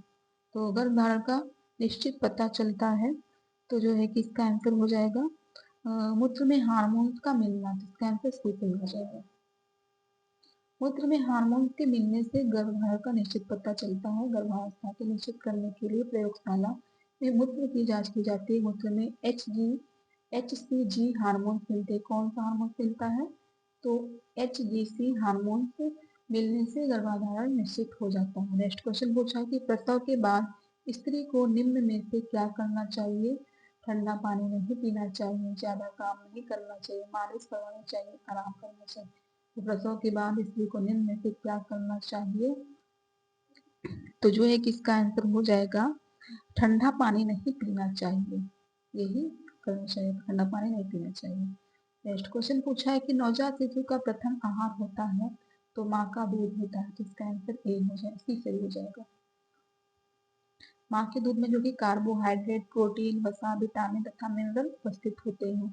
नेक्स्ट क्वेश्चन पूछा कि बाल मृत्यु का कारण है, बाल मृत्यु का कारण क्या है? अधिक संतान, पोषण में कमी, गर्भावस्था में आत्म असावधानी, उपयुक्त में से सभी। तो बाल मृत्यु का कारण जो है कि सभी, उपयुक्त में से सभी हो जाएगा, तो इसका आंसर डी सही हो जाएगा। भारतीय समाज में बाल मृत्यु के कारण है गर्भावस्था में असावधानी, अधिक संतानें, निर्धनता, बाल विवाह, अव्यवस्थित प्रसूति का गृह, अज्ञानता, उचित पोषण की कमी, माता पिता का रोगग्रस्त होना आदि। नेक्स्ट क्वेश्चन पूछा है कि परिवार नियोजन से लाभ है, रोजगार में वृद्धि, निर्धनता में कमी, जीवन स्तर में सुधार, इनमें से सभी। परिवार नियोजन से लाभ है, तो परिवार नियोजन से क्या लाभ है? रोजगार में वृद्धि, निर्धनता में कमी, जीवन स्तर में सुधार, इनमें से सभी। तो इसका आंसर डी सही हो जाएगा। नेक्स्ट क्वेश्चन पूछा है कि आवश्यकता पूर्ति के लिए आवश्यक है, आवश्यकता पूर्ति के लिए आवश्यक है, तो आवश्यकता पूर्ति के लिए जो है कि साधन आवश्यक है, तो इसका आंसर ए है। फिर से रिपीट किया है क्वेश्चन, 2 बार पूछा इसी एग्जाम में। आवश्यकता पूर्ति की ऐसी इच्छा जिसकी पूर्ति के लिए उसके पास पर्याप्त साधन होना आवश्यक है। साधन मुख्यतः 2 प्रकार के होते हैं, मानवीय साधन, अमानवीय साधन। तो भारतीय परिवार की विशेषता है, तो भारतीय परिवार की क्या विशेषता है? संयुक्त परिवार, पितृसत्तात्मक परिवार, रक्त समूह, इनमें से सभी। तो इनमें से सभी जो कि भारतीय परिवार की ये सभी विशेषताएं हैं। तो भारतीय परिवार की विशेषता संयुक्त परिवार, पितृसत्तात्मक परिवार, रक्त संबंध, समान संपत्ति, समान निवास स्थान, आर्थिक स्थिरता, सदस्यों की सुरक्षा, सांस्कृतिक निरंतरता, धार्मिक आधार, कर्ता को सर्वोच्च स्थान, बड़ा आकार, निश्चित संरचना आदि होता है।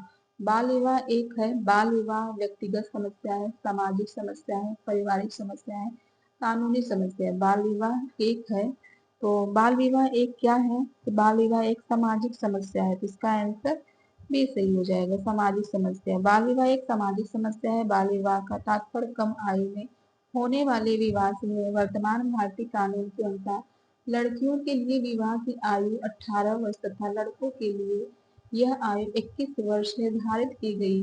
इस स्थिति में निर्धारित आयु से कम आयु में होने वाले विवाह को अवैधानिक तथा बाल विवाह की श्रेणी में रखा जाता है। नेक्स्ट क्वेश्चन पूछा है कि प्रोटीन प्राप्त करने का सर्वोत्तम स्रोत है, तो प्रोटीन प्राप्त करने का सर्वोत्तम स्रोत क्या है? दूध है, दही है, सोयाबीन, हरी सब्जियां। तो प्रोटीन प्राप्त करने का सर्वोत्तम स्रोत जो है कि सोयाबीन है, तो इसका आंसर सी सही हो जाएगा। तो प्रकृति में प्रोटीन के 2 प्रकार के स्रोत पाए जाते हैं, वानस्पतिक प्रोटीन में जो है कि सोयाबीन, मटर, दालें, चना, मूंगफली, बादाम, काजू आदि वनस्पतिक प्रोटीन के प्रमुख स्रोत हैं, और जंतु प्रोटीन जो कि दूध, अंडा, पनीर, मांस, मछली आदि उत्तम जो कि प्रोटीन प्राप्ति के स्रोत है। नेक्स्ट क्वेश्चन पूछा है कि निम्न में से खनिज लवण स्रोत है, निम्न में से खनिज लवण स्रोत है, हरे पत्तेदार सब्जियां, दूध, संतरा, सोयाबीन। निम्न में से खनिज लवण स्रोत है, तो जो है कि इसका हो जाएगा हरे पत्तेदार सब्जियां, तो इसका आंसर ए सही हो जाएगा।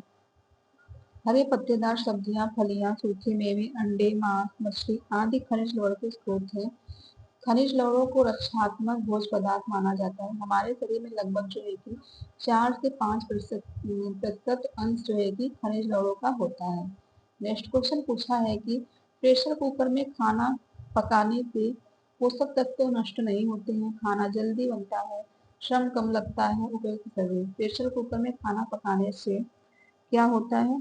तो प्रेशर कुकर में जो कि खाना पकाने से जो है कि पोषक तत्व नष्ट नहीं होते, खाना जल्दी बनता है, श्रम कम लगता है, उपयुक्त सभी हो जाएगा। इसका आंसर जो है कि डी से हो जाएगा, उपयुक्त सभी हो जाएगा। प्रेशर कुकर में जो कि खाना भाप के दबाव से पकता है, भाप के दबाव से खाना जल्दी पकता है, भाप के अंदर ही रहने से भोजन के पोषक तत्व व सुगंध भी नहीं बिगड़ती है तथा भोजन पकाने में श्रम कम लगता है। नेक्स्ट क्वेश्चन पूछा है कि अच्छी अच्छी जेली की पहचान है। अच्छी जेली की पहचान क्या है?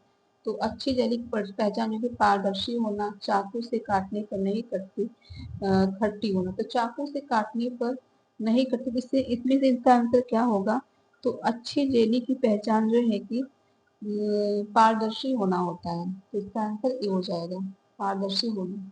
तो अच्छी जेली की पहचान पारदर्शी होना, जिस पात्र में जमा दी जाए उसी का आकार ग्रहण कर लेना, छूने पर उंगली नहीं चिपकता, चाकू से काटने पर चाकू में चिपकने नहीं,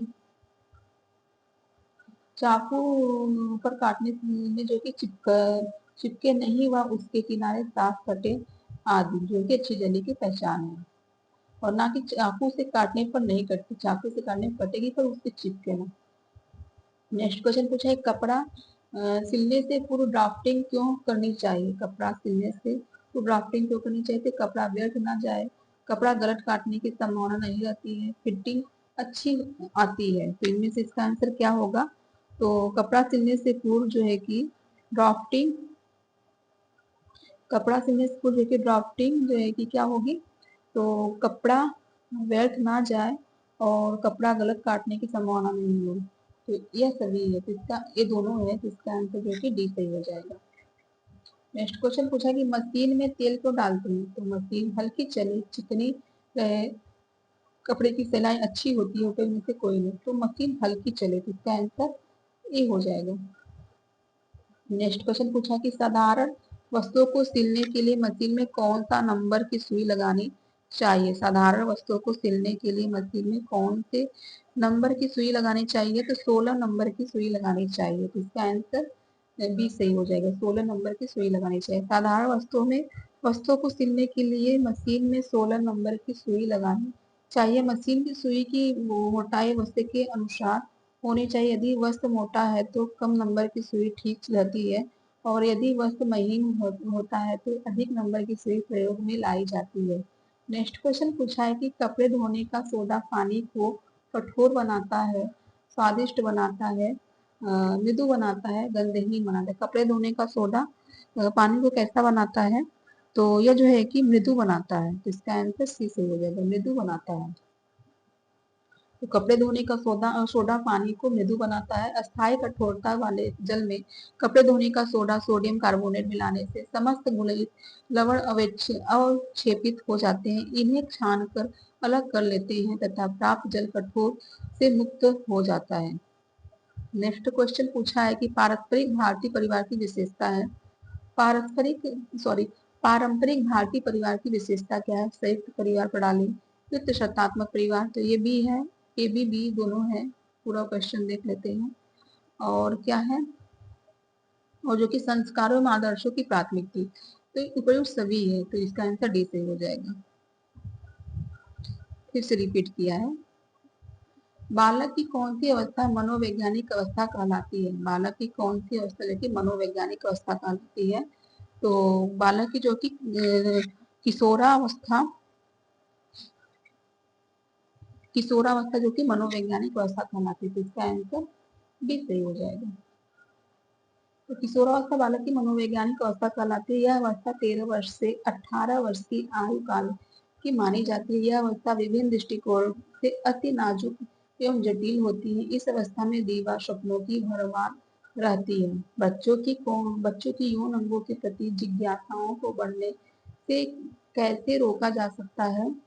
उसकी रुचि संगीत, कला, नृत्य या किसी रचनात्मक कार्य में लगातार बाजार में यौन अंगों से संबंधित जानकारी देखकर विचार विमर्श और उपयोग सभी, तो बच्चों को यौन अंगों के प्रति जिज्ञासाओं को बढ़ने से कैसे रोका जा सकता है? तो जो है कि उसके उसकी रुचि संगीत, कला, नृत्य एवं किसी रचनात्मक कार्य में लगाकर रोका जा सकता है। तो इसका आंसर ए से हो जाएगा। नेक्स्ट क्वेश्चन पूछा है कि वृद्धि के विकास को प्रभावित करने वाला तत्व नहीं है। वृद्धि के विकास को प्रभावित करने वाला तत्व नहीं है। वंशानुक्रम, धार्मिक मान्यताएं, व्यवसाय, प्रजाति भिन्नताएं वृद्धि के विकास को प्रभावित करने वाला तत्व नहीं है इनमें से। तो जो है कि व्यवसाय, वंशानुक्रम, धार्मिक मान्यता, व्यवसाय में से क्या होगा? तो जो है कि धार्मिक मान्यताएं जो है कि वृद्धि के विकास को प्रभावित करने वाले तत्व नहीं है। तो धार्मिक मान्यताएं नहीं है, तो इसका आंसर बी सही हो जाएगा। धार्मिक मान्यताएं वृद्धि के विकास को प्रभावित करने वाला तत्व नहीं है, जबकि वंशानुक्रम, व्यवसाय, स्वास्थ्य, प्रजातीय विभिन्नता आदि वृद्धि के विकास को प्रभावित करते हैं। बाल विवाह समाप्त करने का उपाय है। बाल विवाह समाप्त करने का उपाय है शिक्षा का प्रचार और प्रसार, दहेज पर प्रतिबंध कानून लगाना, सही निर्णय लेने में सक्षम हो, उपयुक्त सभी। बाल विवाह समाप्त करने का उपाय क्या है? तो जो है कि उपयुक्त सभी है। शिक्षा का प्रचार व प्रसार, दहेज पर प्रतिबंध कानून लगाना, सही निर्णय लेने में सक्षम। तो इसका आंसर डी सही है। उपयुक्त सभी बाल विवाह के उन्मूलन हेतु निम्नलिखित उपाय सहायक हो सकते हैं। शिक्षा का प्रचार और प्रसार, दहेज पर प्रतिबंध कानून लगाकर अंतरजातीय विवाहों का प्रचलन, परिवार सही निर्णय लेने के लिए सक्षम हो, बाल विवाह के विरुद्ध जन्म का निर्माण आदि होता है। नेक्स्ट क्वेश्चन पूछा है कि पारिवारिक बजट बनाने से अर्थशास्त्रियों को लाभ है। पारिवारिक बजट बनाने से अर्थशास्त्रियों को लाभ है। जनता की आय की जानकारी होती है, जनता के कर देने की क्षमता की का जानकारी होती है, सरकार को प्रत्यक्ष अथवा अप्रत्यक्ष कर लगाने के संबंध में जानकारी होती है, उपयुक्त सभी। तो कौन सा इसका आंसर सही हो जाएगा? पारिवारिक बजट बनाने में अर्थशास्त्रियों के लाभ होते हैं। तो जो है कि उपयुक्त सभी, यह सभी हैं जो है कि पारिवारिक बजट बनाने में अर्थशास्त्रियों को लाभ होते हैं। नेक्स्ट क्वेश्चन पूछा है कि डायफ्राम क्या है? तो डायफ्राम जो है कि एक प्रकार की झागदार गोलियां हैं, तो यह नहीं है। डायफ्राम जो है कि एक प्रकार की गर्भ निरोधक दवाई है, तो इसका आंसर क्या होगा? तो यह जो है कि यह एक प्लास्टिक का बना छल्ला है या यह मुलायम रबर की टोपी नुमा गर्भ निरोधक साधन है। तो इसका आंसर जो है कि बी है, यह मुलायम रबर की टोपी नुमा गर्भ निरोधक साधन है। नेक्स्ट क्वेश्चन पूछा है कि सौदायिक क्या है? सौदायिक क्या है? पुरुष धन है, स्त्री धन है, पुत्र धन है, इनमें से कौन है? तो सौदायिक क्या है? सौदायिक जो है कि स्त्री धन है, तो इसका आंसर बी सही हो जाएगी, स्त्री धन है। कुपोषण तथा में गहरा संबंध है। कुपोषण तथा किसमें गहरा संबंध? तो चिंता में गहरा संबंध है। गहरा संबंध कुपोषण तथा चिंता में गहरा संबंध है, इसका आंसर ए सही हो जाएगा। कुपोषण तथा चिंता में गहरा संबंध है। कुपोषण किसी व्यक्ति के शारीरिक विकास की स्थिति है जो असंतुलित अथवा अपर्याप्त आहार के कारण अथवा व्यक्ति में किसी रोग के कारण पोषक तत्वों के और शोषण अथवा स्वांगीकरण की क्षमता के अभाव से उत्पन्न होती है। तथा नेक्स्ट क्वेश्चन पूछा है कि तथा रिकेटस रोग में कैल्शियम की कमी की अधिक मात्रा दी जाती है। तो रिकेटस रोग में कैल्शियम की अधिक मात्रा दी जाती है, तो इसका आंसर क्या होगा? तो जो है कि आस्ट्रोमलेशिया में दी जाती है। आस्ट्रोमलेशिया तथा रिकेटस रोगों में कैल्शियम की अधिक मात्रा दी जाती है, तो इसका आंसर बी सही हो जाएगा। तो आस्ट्रोमलेशिया तथा रिकेटस रोगों में कैल्शियम की अधिक मात्रा दी जाती है। विटामिन डी तथा कैल्शियम की कमी से बच्चों में रिकेटस रोग हो जाता है। वयस्कों में विटामिन डी की कमी से आस्ट्रोमलेशिया नामक रोग हो जाता है। विटामिन डी कैल्शियम तथा फास्फोरस के स्वांगीकरण के लिए अत्यंत उपयोगी है। नेक्स्ट क्वेश्चन पूछा है कि बच्चों में पाए जाने वाले भाषा संबंधी दोष क्या नहीं है? बच्चों में पाए जाने वाली भाषा संबंधी दोष क्या नहीं है? गलत उच्चारण, अस्पष्ट उच्चारण, हकलाना, धीरे धीरे बोलना। बच्चों में पाए जाने वाले भाषा संबंधी दोष जो है कि धीरे धीरे बोलना यह नहीं है, बल्कि गलत उच्चारण करना, हकलाना, यह सही भाषा संबंधी दोष है। और धीरे धीरे बोलना यह भाषा संबंधी दोष नहीं है। इसका आंसर डी सही हो जाएगा। नेक्स्ट क्वेश्चन पूछा है कि बालक के संवेगों की विशेषता नहीं है। बालक के संवेगों की विशेषता क्या नहीं है? तो बालक के संवेगों की विशेषता जो है कि संवेगों की अस्थायी प्रकृति नहीं है। तो इसका आंसर डी सही हो जाएगा, संवेगों की अस्थायी प्रकृति नहीं है। तो बालक के संवेग क्षणिक होते हैं, उनमें अस्थायी तो नहीं होता है। संवेगों में उग्रता, संवेगों में शीघ्रता, संवेगों का बार बार प्रकटीकरण बालक के संवेगों की विशेषता है। नेक्स्ट क्वेश्चन पूछा है कि बाल विकास का क्षेत्र नहीं है। श्वेतावस्था, बाल्यावस्था, किशोरावस्था, वृद्धावस्था। बाल विकास का क्षेत्र नहीं है, तो बाल विकास का क्षेत्र जो है कि वृद्धावस्था नहीं है, बल्कि श्वेतावस्था, बाल्यावस्था, किशोरावस्था, यह सभी है। वृद्धावस्था नहीं है, तो इसका आंसर डी सही हो जाएगा। नेक्स्ट क्वेश्चन पूछा कि प्रसार शिक्षा एक पद्धति है। तो प्रसार शिक्षा एक कैसी पद्धति है? तो प्रसार शिक्षा जो है कि एक व्यवहारिक शिक्षण है। तो इसका आंसर डी सही है, व्यवहारिक शिक्षण है। प्रसार शिक्षा एक व्यवहारिक शिक्षण पद्धति है। प्रसार शिक्षा का अर्थ लोगों को ज्ञान प्रदान करना, उनकी विचार शक्ति का विकास करना तथा मानव में व्यवस्थित वैज्ञानिक एवं स्वतंत्र रूप से विचार करने की शक्ति प्रदान करना। प्रसार शिक्षा अत्यंत गत्यात्मक एवं लचीली शिक्षा है। नेक्स्ट क्वेश्चन पूछा है कि गृह सज्जा से तात्पर्य है कम स्थान, कम खर्च और कम समय में घर के सजाना। कम स्थान, अधिक खर्च, सॉरी, इसका गृह सज्जा से तात्पर्य कम स्थान, कम खर्च, कम समय में घर को सजाना। तो इसका आंसर क्या होगा? तो इसका आंसर ए होगा, कम स्थान, कम खर्च, कम समय में लोगों को समझा, मतलब घर को सजाना, ये सज्जा से तात्पर्य। तो इसका आंसर ए सही हो जाएगा। नेक्स्ट क्वेश्चन पूछा कि अनुपात से तात्पर्य है मापों एवं क्षेत्रों का एक दूसरे से संपूर्ण रूप से संबंध। यह कथन है, अनुपात से तात्पर्य मापों एवं क्षेत्रों का एक दूसरे से संपूर्ण रूप से संबंध। यह कथन किसका है? तो यह कथन किसका है? तो यह कथन जो है कि स्टेले सुंदर राज का है। स्टेला सुंदर राज का है। तो इसका आंसर की सही हो जाएगा, स्टेला सुंदर राज का है। तो अनुपात से तात्पर्य मापों एवं क्षेत्रों का एक दूसरे से संपूर्ण रूप से संबंध। यह कथन स्टेला सुंदर राज का है। अनुपात के अंतर्गत तीन तत्व आते हैं, अनुपात में लाइन, अनुपात में दूरी, अनुपात में माप। अनुपात का सिद्धांत संबंधों का सिद्धांत के नाम से जाना जाता है। नेक्स्ट क्वेश्चन पूछा कि दबाव डालने से पूर्व क्या सोचना आवश्यक नहीं है। दबाव डालने से पूर्व क्या सोचना आवश्यक नहीं है? तो जो है कि दबाव क्यों डाला जाए, यह सोचना आवश्यक नहीं है। और दबाव किस प्रकार डाला जाए, दबाव कैसे डाला जाए, दबाव कहाँ डाला जाए, यह सोचना आवश्यक है। पर दबाव क्यों डाला जाए यह नहीं आवश्यक है। इसका आंसर सी सही हो जाएगा। क्यों जहाँ है तो समझिए वो नहीं आवश्यक है। नेक्स्ट क्वेश्चन पूछा है कि वस्त्र का राजा किसे कहा जाता है। वस्त्रों का राजा किसे कहा जाता है? लीलन को, रेशम को, कपास को, जूट को। तो वस्त्रों का राजा जो है कि वस्त्रों का राजा जो है कि कपास को कहा जाता है। तो इसका आंसर सी है, कपास को। वस्त्रों कपास को वस्त्रों का राजा कहा जाता है। कपास अपनी औषधीयता के लिए प्रसिद्ध है। कपास एक प्राकृतिक सेलुलोजिक रेशा है। कपास को विश्वव्यापी रेशा भी कहा जाता है। कपास उष्णकटिबंधीय जलवायु में होता है। कपास से काली मिट्टी सर्वोत्तम होती है। नेक्स्ट क्वेश्चन पूछा है कि कपड़ा काटने के लिए कैंची की लंबाई होनी चाहिए। कपड़ा काटने के लिए कैंची की लंबाई होनी चाहिए। तो कैंची की लंबाई कितनी होनी चाहिए?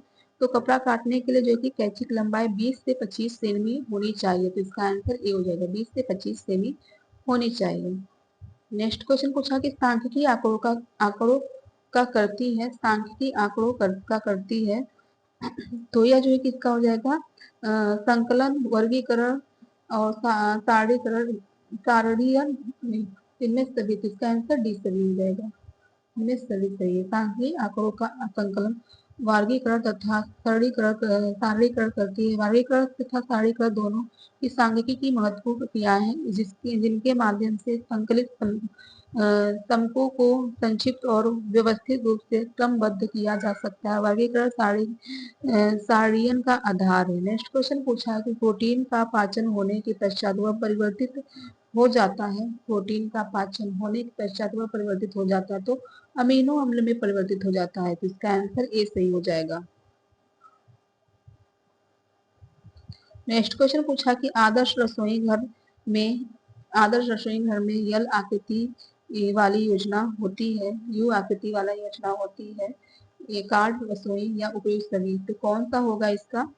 तो आदर्श रसोई घर जो है कि यू आकृति वाली रचना योजना होती है, तो इसका आंसर बी सही हो जाएगा। आदर्श रसोई घर यू आकृति वाली योजना होती है।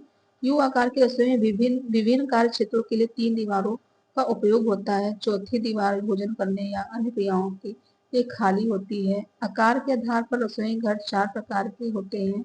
यू आकार का, यल आकार का, 2 दीवार रसोई घर और 1 दीवार रसोई घर। ये सभी जो कि रसोई घर के चारों प्रकार हैं।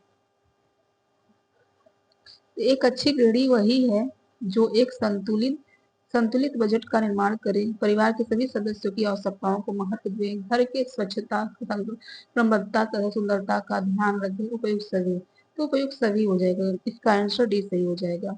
एक अच्छी गृहिणी वही है जो एक संतुलित बजट का निर्माण करती है तथा बजट बनाते समय परिवार के सभी सदस्यों की आवश्यकताओं को महत्व देती तथा साथ ही घर में सफाई, सुंदरता, क्रमबद्ध का भी ध्यान रखती है। नेक्स्ट क्वेश्चन पूछा कि मनुष्य 10 कैलोरी ऊर्जा प्राप्त करता है। मनुष्य 10 कैलोरी ऊर्जा प्राप्त करता है 1 ग्राम कार्बोहाइड्रेट से, 2 ग्राम कार्बोहाइड्रेट से, 2.5 ग्राम कार्बोहाइड्रेट से, 5 ग्राम कार्बोहाइड्रेट से। मनुष्य 10 ग्राम कैलोरी ऊर्जा प्राप्त करता है तो जो है कि इससे 2 ग्राम जो है कि सॉरी मनुष्य 10 कैलोरी ऊर्जा प्राप्त करता है तो 1 ग्राम जो है कि 1 ग्राम कार्बोहाइड्रेट में 4 किलो कैलोरी ऊर्जा मिलती है और तो जो है कि 2.5 ग्राम हो जाएगा। तो 2.5 ग्राम कार्बोहाइड्रेट, तो इसका आंसर 10 किलो कैलोरी हो जाएगी। इसका आंसर सी सही हो जाएगा। नेक्स्ट क्वेश्चन पूछा जन्म के समय बच्चे के मस्तिष्क का भार होता है। जन्म के समय बच्चे के मस्तिष्क का भार कितना होता है? तो 350 ग्राम होता है। तो इसका आंसर बी सही हो जाएगा, 350 ग्राम होता है। तो इसका आंसर बी होगा। तो हमारा जो कि एक क्लास समाप्त हुआ यहीं पर, ये लास्ट से क्वेश्चन था तो इसका क्लास समाप्त हुआ। अब जो कि नेक्स्ट क्लास हम अगले सैटरडे को लेंगे इसका प्रीवियस ईयर क्वेश्चन पेपर का। तो ठीक है, आप सबका धन्यवाद।